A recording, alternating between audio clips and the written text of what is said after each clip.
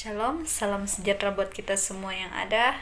Puji nama Tuhan, kali ini saya ingin membagikan sharing, tetapi sebelum saya sharing, saya ingin memperkenalkan diri saya terlebih dahulu. Nama saya Sari. Saya latar belakang bukan keluarga anak Tuhan, bahkan hamba Tuhan. Saya dari latar belakang keluarga Konghucu, orang Chinese. Saya memiliki 6 saudara dan saya tinggal di Kalimantan.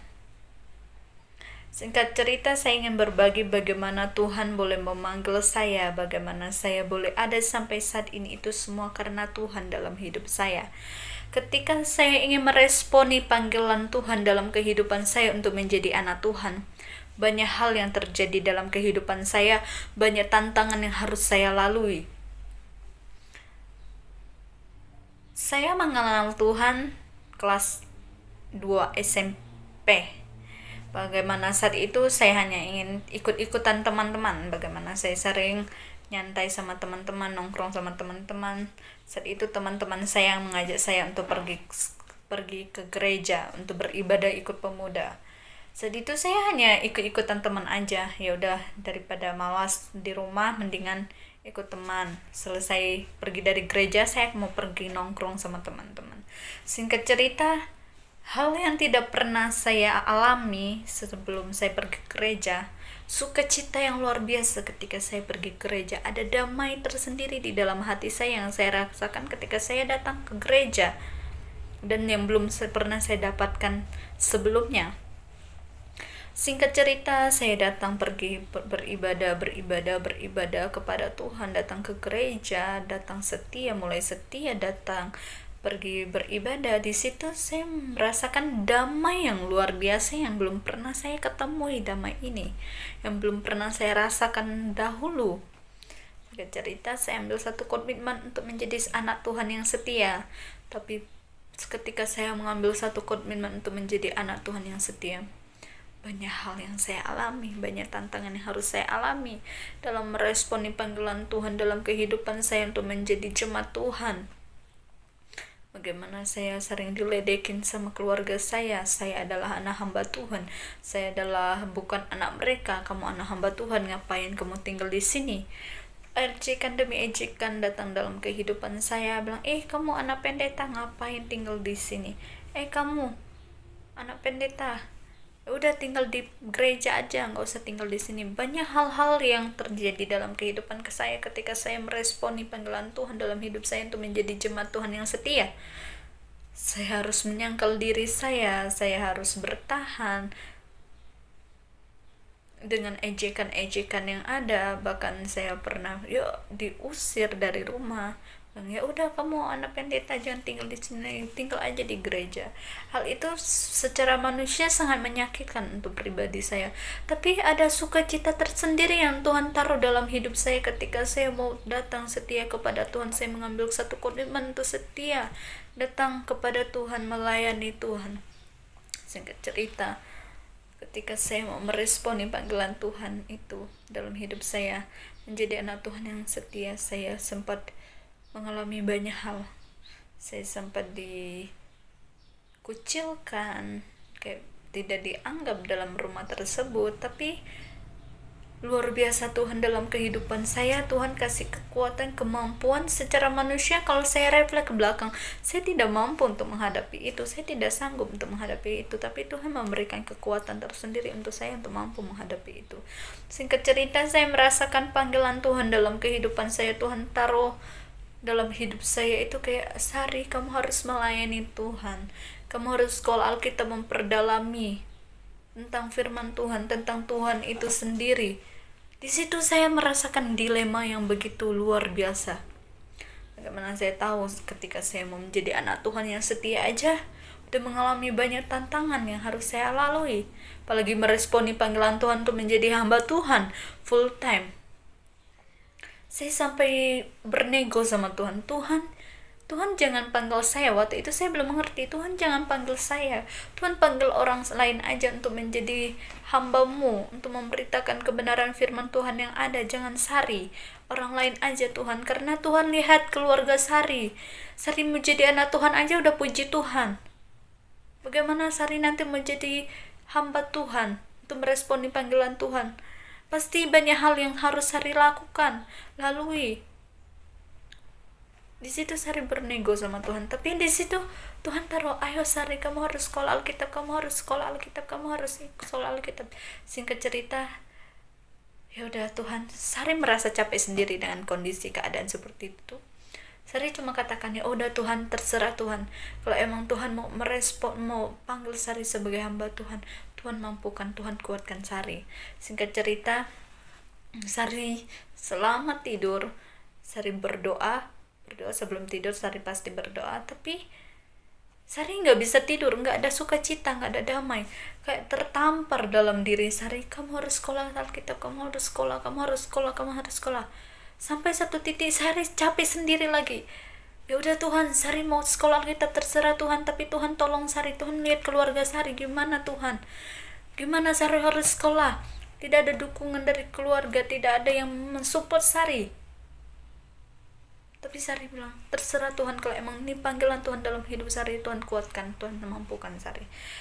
Sari sempat sharing sama gembala Sari, tante saya merasa panggilan Tuhan dalam kehidupan Sari. Dan gembala saya cuma katakan kayak gini, kalau emang Tuhan memanggil kamu dengan latar belakang keluarga kamu belum mengenal Tuhan, mungkin banyak tantangan, banyak hal yang akan kamu lalui. Tapi kalau emang ini panggilan Tuhan dalam hidup kamu, tidak ada satupun yang dapat menutup panggilan Tuhan dalam kehidupan kamu. Kalau emang ini panggilan Tuhan, tantangan besar apapun kamu mampu lalui bersama Tuhan, karena itu Tuhan yang memanggil kamu, bukan kamu sendiri yang mau. Di situ saya dikuatkan, oh kalau panggilan Tuhan berarti saya akan bisa pergi sekolah Alkitab, apapun yang terjadi, tantangan apapun yang terjadi, saya dikuatkan kembali. Singkat cerita saudara, teman-teman, saya ingin katakan kepada mama saya bahwa saya mau sekolah Alkitab. Mama saya tidak senang dengan hal itu. Ketika saya selesai SMA, saya mau katakan, Mas, Sari mau sekolah Alkitab. Mama tidak senang dengan hal itu. Mama marah, kenapa Sari harus sekolah Alkitab? Tidak sesuai dengan ekspektasi mama. Mama udah besarin Sari. Kenapa Sari harus sekolah Alkitab? Mau makan apa? Mau hidup pakai apa? Kamu sekolah Alkitab. Itu mindset orang yang belum mengenal Tuhan. Dan saya mengalami hal itu. Saya sangat wajari kenapa mama saya bisa kata seperti itu. Ketika saya belum mengenal Tuhan juga, saya sering bilang kepada teman-teman saya, ngapain kalian pergi ibadah. Tapi singkat cerita, saya berulang kali bilang kepada mama saya, Mas, Sari mau sekolah Alkitab. Di situ mama saya marah kepada Sari kalau Sari mau sekolah Alkitab. Ya singkat cerita, Sari ambil keputusan, Sari nggak mau kasih tahu mama dulu, nggak usah kasih tahu keluarga dulu. 1 minggu sebelum Sari berangkat, Sari akan kasih tahu kepada orang tua Sari dan kepada kakak-kakak Sari.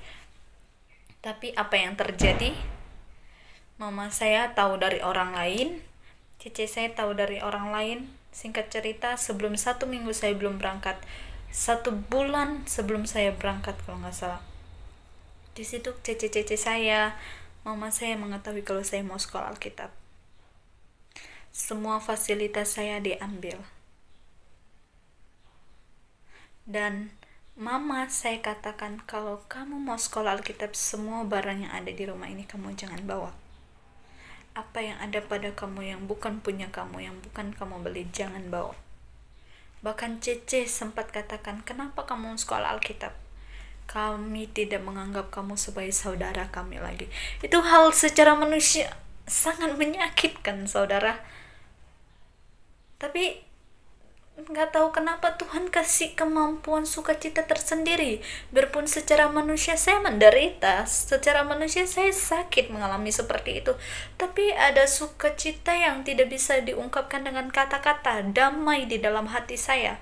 Saya cuma katakan kepada mama saya, Ma, Sari meresponi panggilan Tuhan. Secara manusia Sari juga tidak mau melakukan hal ini, tapi ini Tuhan yang memanggil Sari. Suatu saat mama akan mengerti kenapa Sari melakukan hal ini. Sari cuma katakan kepada mama kayak gitu. Mama bilang kepada Sari, kamu anak durhaka, mama udah besarin kamu, tapi kamu tidak mau melakukan apa yang mama katakan, tidak mau dengar apa yang mama katakan.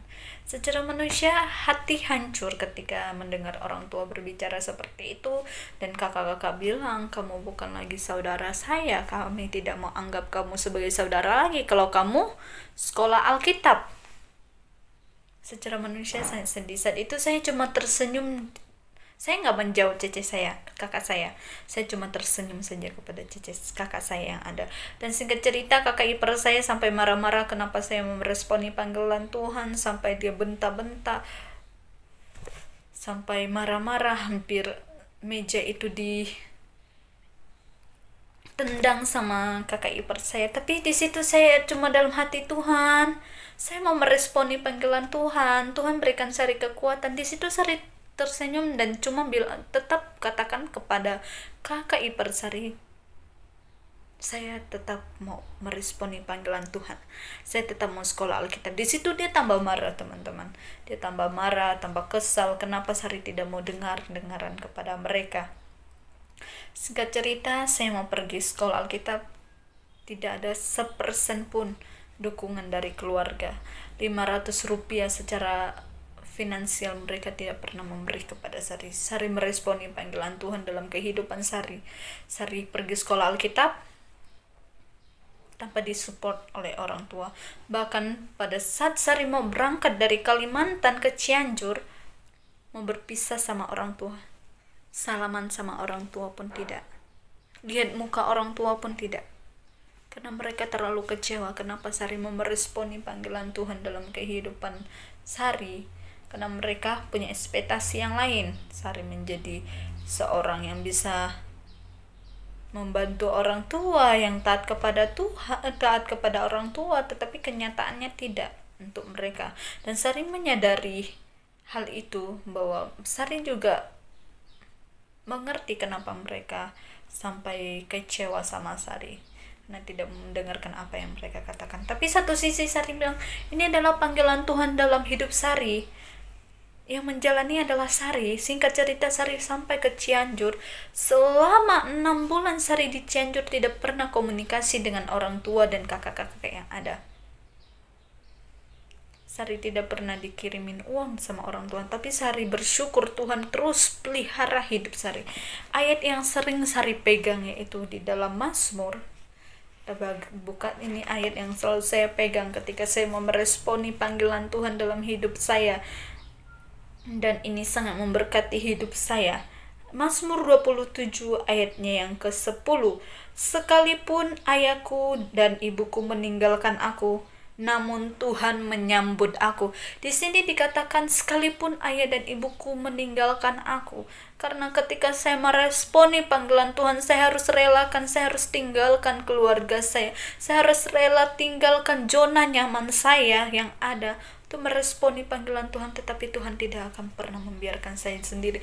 Tuhan nyatakan itu semua. Tuhan tidak pernah membiarkan saya sendiri. Ketika saya sekolah Alkitab, Tuhan kirimkan orang-orang yang luar biasa dalam kehidupan saya, mengirimkan bahkan ada orang tua saya, bahkan ada orang tua rohani saya, ada kakak-kakak rohani saya yang begitu luar biasa, yang begitu menyupport saya, yang begitu memberikan saya semangat untuk terus tetap dalam panggilan Tuhan. Singkat cerita, teman-teman, terus saya meresponi panggilan Tuhan. Keluarga saya tidak pernah menghubungi saya hubungi mereka. Kalau saya keluar siswi, mereka tidak pernah angkat. Bulan Desember, di situ pas siswi memegang handphone untuk telepon orang tuanya pas Natal, saya coba telepon keluarga saya, ternyata mereka angkat. Itu Sari bersyukur banget, sangat-sangat bersyukur, dimana mereka katakan, enak kamu di sana, makan apa kamu di sana. Biarpun kata-kata mereka begitu menyakitkan, di situ Sari belajar untuk mengatakan hal positif. Puji Tuhan, terima kasih Tuhan, mereka udah mau angkat telepon Sari. Singkat cerita, Sari udah selesai tingkat 1, Sari praktek di Jakarta, dan sering, puji Tuhan, Sari udah mulai kontekan dengan keluarga Sari, dengan mama Sari, dengan kakak-kakaknya Sari. Singkat cerita, sampai sekarang Sari dan keluarga Sari hampir Tuhan pulihkan keadaannya. Secara manusia, ketika saya meresponi panggilan Tuhan dalam hidup saya untuk menjadi anak Tuhan, untuk melayani Tuhan, bukanlah hal mudah. Tapi saya pegang firman Tuhan di dalam Matius juga.